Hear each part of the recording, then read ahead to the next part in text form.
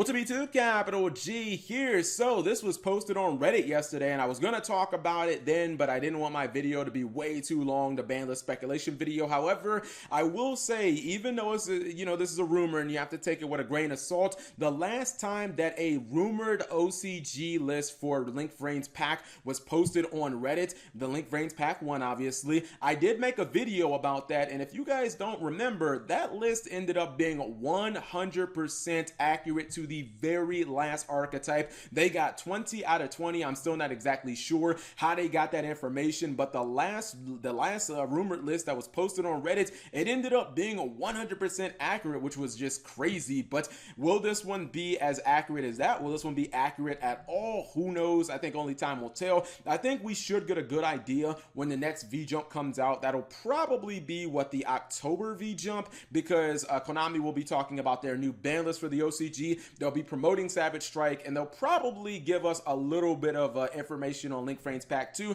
maybe about 3 or 4 cards or something like that. So the next V jump should be pretty big in terms of like interesting stuff coming out of it. But let's go ahead and talk about these archetypes. We got 20 to discuss, so I guess I'm gonna have to be kind of quick with this. So first couple are Performage and Phantom Knights. Actually, almost half this damn list is Arc V archetypes. So if you like the Arc V era, you're gonna love this. But Performage, Phantom Knights, Speedroid, Predaplants, Lunalights, and Melodious. So we'll go ahead and we'll start with that.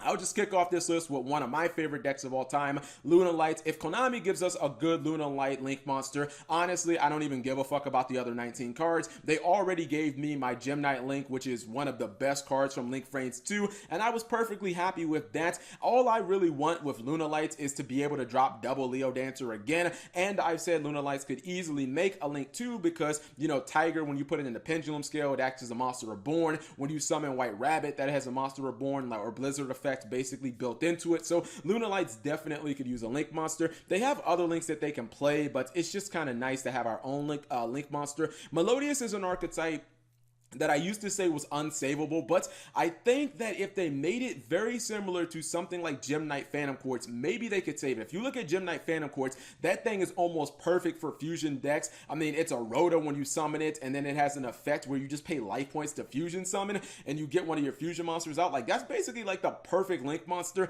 I think Melodious would need something very similar to that, because Melodious actually do have good fusion monsters. It's not very easy to summon them. Like, you have Ostinato. Other than that, you have to play Polymerization, and like that's not like all that ideal and whatnot. There's no like Miracle Fusion for Melodious, which they probably could have used. Predator Plants and Speedroids, these are both kind of underpowered archetypes. I think Speedroids probably could use one because you do have multiple cards in Speedroids, like the double Yo-Yo and Terratop, that allow you to get like multiple monsters on the field for free. Speedroid, Take Tambor, and Terratop is like 2 cards on field without using your normal summon.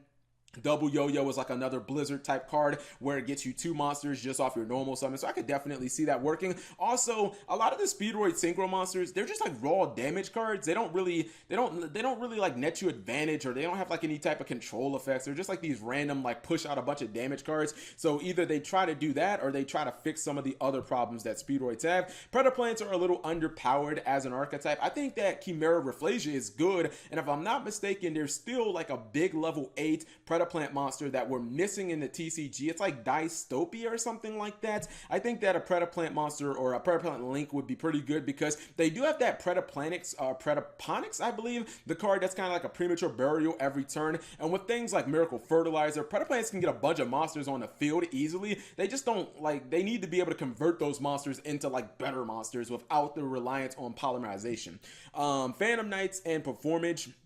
I think Performage is interesting because Performage as an archetype, like in a vacuum, they have some of the best cards ever for like an archetype of their size. It's actually similar to like Dragon Rulers, and no, I'm not saying Performage is Dragon Rulers, but I think off the top of my head, Performage only have like 10 cards that have been released. They got a bunch more in the anime with Dennis and whatnot, but I think there's only been like 10 cards released for Performage, and like 2 of them got banned. Plush Fire and Damage Juggler. Damage Juggler is still banned in the OCG, and the other other ones are like really, really good. The Exceed monster, whose name escapes me right now, but that card was amazing. Hat Tricker's good.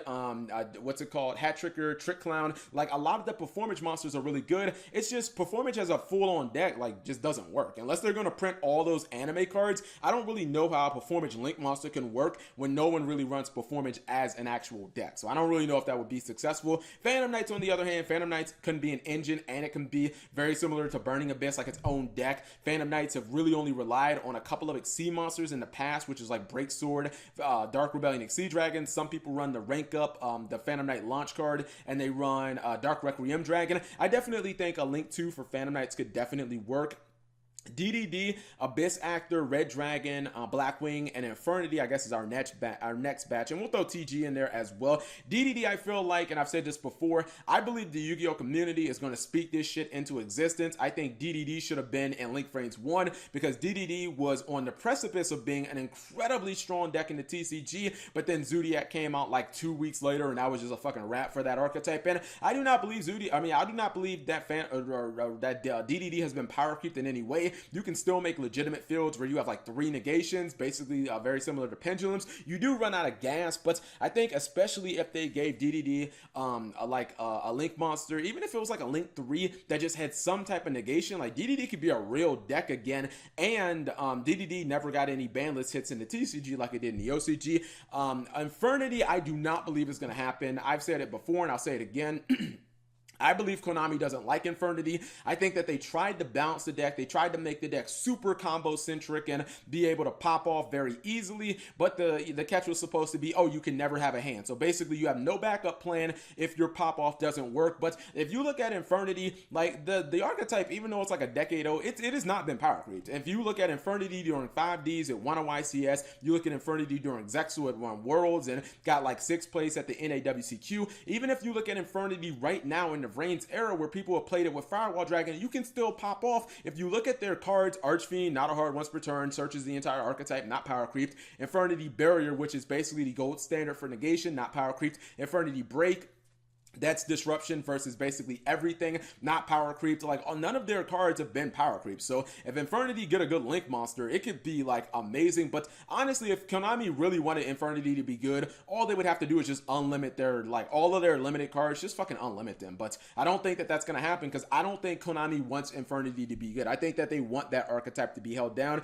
Abyss Actor is interesting. I kind of feel like making Link monsters for Pendulum decks is just kind of a waste, because I feel like Konami they're never going to top Electromite, and unless you're Cleafort where you can't really make Electromite because your scales don't let you, I feel like every deck is just better running Electromite. And unless that card gets limited in the TCG like it did in the OCG, I just kind of feel like it's kind of pointless to give every single Pendulum deck, like, you know, Dynamis and Magispectors, to give them their own Link monsters when they're all just going to use Electromite anyways. Blackwing, probably going to happen. You could probably put Six Samurai here too. They're decks that I just believe are so popular that the fans just kind of crave them. And Konami knows that if they give the fans more support, the fans are going to buy more support, because that's kind of how it's always been. You know, Blackwings has some of the most cards for any archetype, very similar to like Heroes, because they're insanely popular, very similar to Lightsworn as well. TG was supposed to be a synchro spam deck when they first released it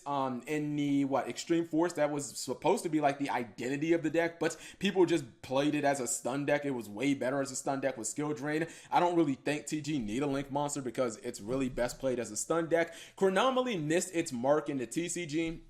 We waited forever for Nibra Disc, and we never got that card. Like, this is one of those archetypes that was like, it was tier 1 for a short period in the OCG, and it just completely, it's very similar to DDD. It just missed the mark. It missed the timing in the TCG, and it never did anything. So I feel like people just, in the TCG, no one cares about Chronomaly as a deck. Gagaga, I mean, I guess for like the Yuma fans out there, but like, who seriously plays Gagaga? Now, I do know Gagaga can put multiple monsters on the field really easily. I feel like Gaga would just be better with Xyz, right? Because, I mean, I don't know. They were based on Xyz, so maybe that's. Sharks, just throw that fucking archetype in the trash. I'm not going to talk about that. Constellars, Dragoonity. I think Dragoonity are tailor-made for Link monsters. Any deck that can Synchro can basically, like, Link to. So I feel like Dragoonity would definitely work with Link monsters. And Dragoonity has been getting more support lately. Got a bunch of supports in, Cybernetic Horizon, if I'm not mistaken. Constellar could be kind of good.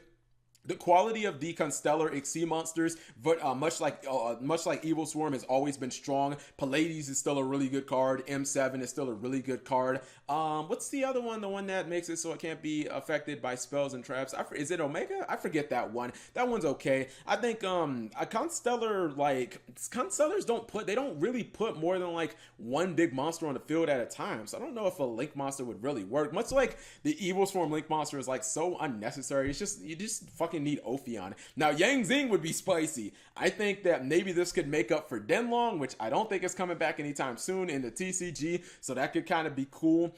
Teller Knights, very similarly. I do kind of question how a Teller Knight Link monster could work in the same vein with, or at the same time as like Trevere, because Trevere is the best Teller Knight Xyz monster. I feel like they're never going to top that card, and it's the Xyz card that, you know, Teller Knight players always go for. So unless it was unaffected, or it would have to be like unaffected by monster effects or something like that, because who would want to make the Teller Knight Link and then in your next turn you make Trevere, which you always make, and then you end up spinning your Link monster? That's like counterproductive as hell.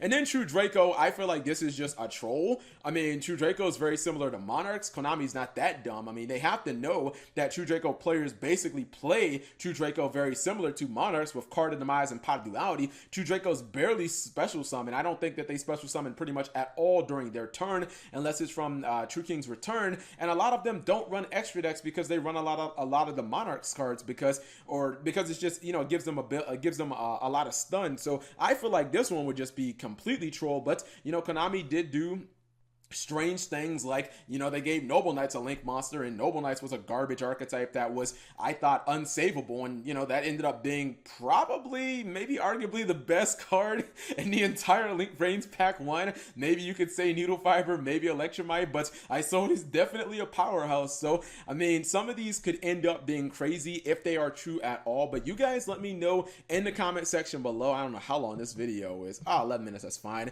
But are there any other archetypes that you guys would like to see, and do you find this list to be believable? This list, to me, I mean, I think that it's actually somewhat believable, but I don't know. There seems to be way too much of a focus on the Arc V era, because if you just look through this really quickly, Performage is Arc V, Phantom Knights is Arc V, Speedroids Arc V, Predaplants Arc V, Lunalights, Melodious, DDD, Abyss Actors, those are all from Arc V.